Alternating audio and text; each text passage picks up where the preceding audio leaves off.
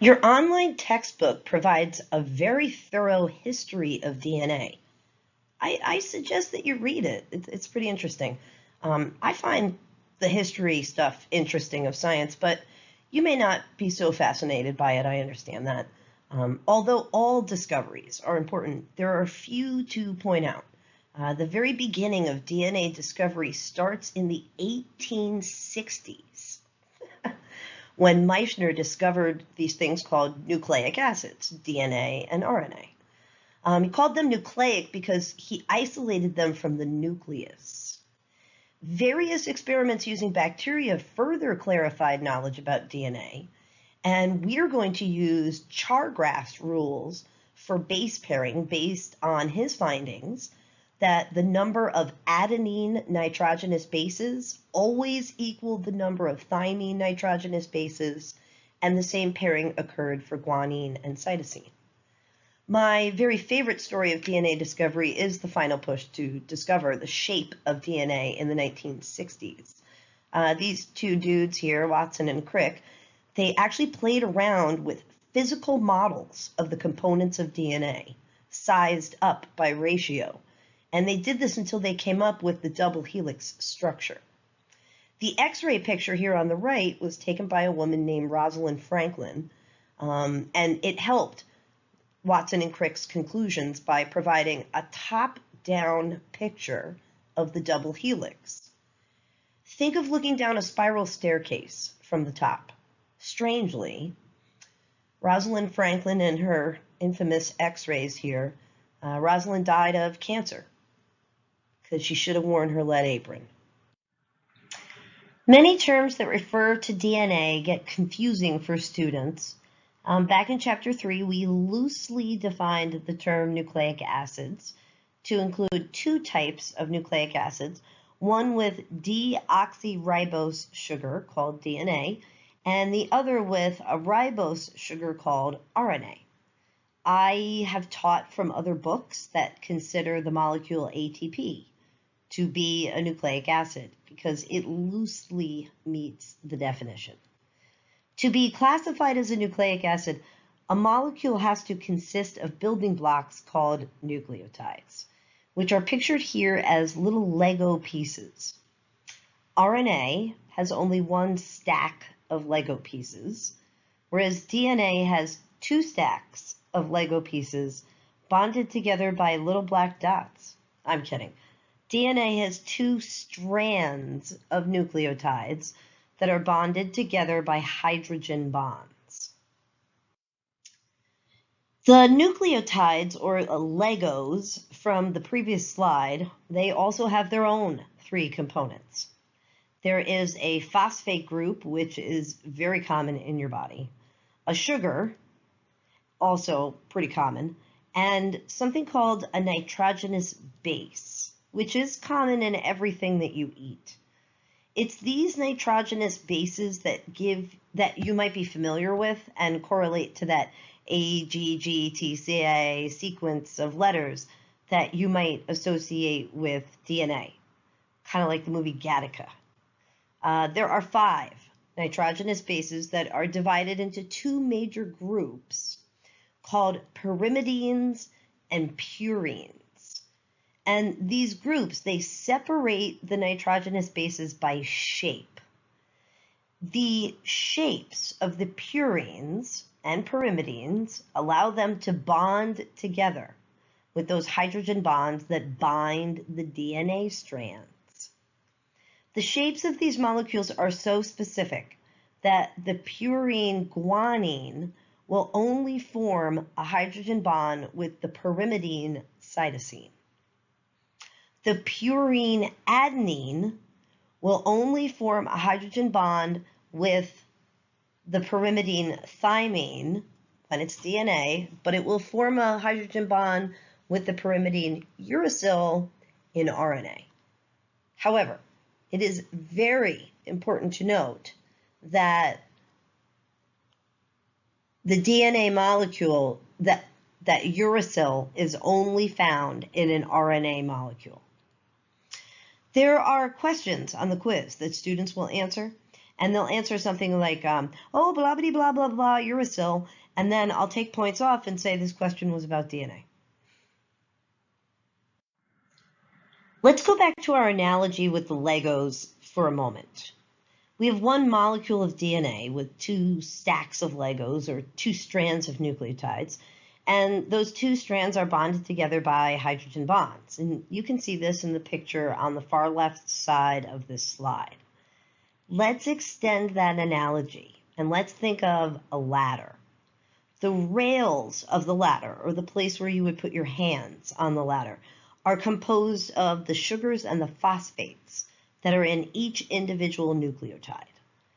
The rungs of the ladder, or where you would put your feet, are made up of the bonded nitrogenous bases of the nucleotides.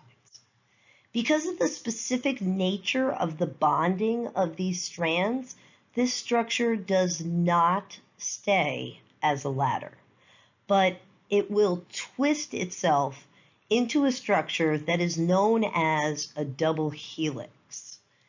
The picture on the very right, it shows you a common representation of DNA that we call the ribbon model. Note how the rails of the twisted ladder are blue and yellow, showing you the alternating sugar phosphate backbone. And then note how the rungs of the ladder are the nitrogenous bases that are paired and bonded with hydrogen bonds. Why hydrogen bonds? I mean, they're weak. But remember, this makes it so the DNA would be easy to split apart and then reform in order to duplicate it or to maybe make more proteins from it. When we consider DNA for some of the lab exercises, students get tripped up by this concept. That's not true. Students get outright angry and frustrated by this concept.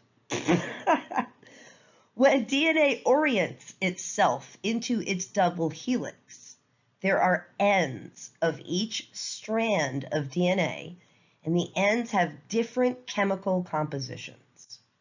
The top end of the left strand here on this picture has a phosphate group on it, and so we call that the 5' end. Check out the bottom end of the right strand, and it has the same 5' end. Okay, the bottom end of the left strand has an OH on it, and this is called the 3' end. Again, note the top of the right strand has a 3' end. Okay, so the DNA strands, they have like something like a mirror image in them in respect of the 3 and the 5' ends. What we're going to find out is that proteins and replicating the DNA, what we're going to find out is that proteins that replicate the DNA or read the DNA to make proteins, they move from 5' to 3'.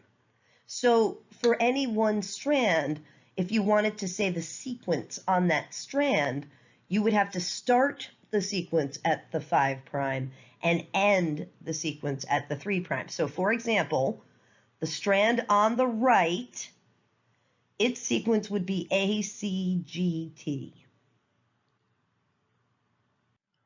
In this picture here, we have a chromosome on the left, which is condensed structure of DNA. It's also in its duplicated state with its sister chromatids bonded together at the centromere. When DNA is condensed into a chromosome like this, the sequence on the DNA it's really not accessible for replication or for making proteins. It's just too tightly packed. I once had a video that said that a molecule of DNA can be as long as 9 feet, or 3 meters. Well, then how then can 46 of them fit inside the nucleus of one cell? Well, your DNA exists in your nuclei as these very condensed, space-saving structures. To make these structures, the DNA winds around proteins that are called histones, and then this combined structure makes something called a nucleosome. This is like, it's like rolling instead of folding your clothing to get them in a suitcase. Apparently rolling condenses them more than folding, supposedly. You can see a histone, and it's 4 parts here in the inset on the right. Notice how the DNA double helix is wrapping around these proteins. Histones kind of complicated things in the beginning of the DNA discovery. So histones and DNA were isolated from nuclei. And the big question was, which one of these things were being passed down in cells? DNA packaging in prokaryotic cells, bacteria, and archaea is very different. These single-celled organisms have only one really big chromosome, and it's not bound in a nucleus. It's usually condensed or packed into a region called the nucleoid. But remember, there's no membrane around the nucleoid. It's free-floating in the cell. An enzyme named gyrase helps keep the bacterial chromosome coiled into a structure that some genius was like, let's call it a supercoil. Seriously, some scientist in a room somewhere was like, I got the name, supercoil. And then their colleague was like, oh, that's genius. Another major difference between prokaryotic and eukaryotic chromosomes is the presence of a telomere, which is a short sequence of DNA on either end of a chromosome. And you can see telomeres on this duplicated chromosome here on the left, and the telomeres are the darkened ends of each sister chromatid. So every time your cells go through mitosis, they lose just a little bit of themselves. They lose just a little bit of DNA sequence that makes up the end of the telomere. So it's almost as though the chromosome erodes over time. And this is quite important because once the telomere is gone, you will start eroding DNA that might carry instructions for a very important gene.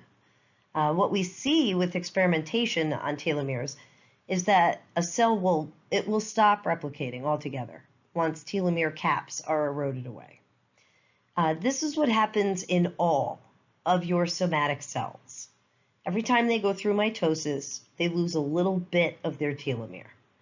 It was discovered that adult stem cells have an enzyme named telomerase, and this enzyme is capable of maintaining these telomeres, but only in the chromosomes in your stem cells. Only in your stem cells.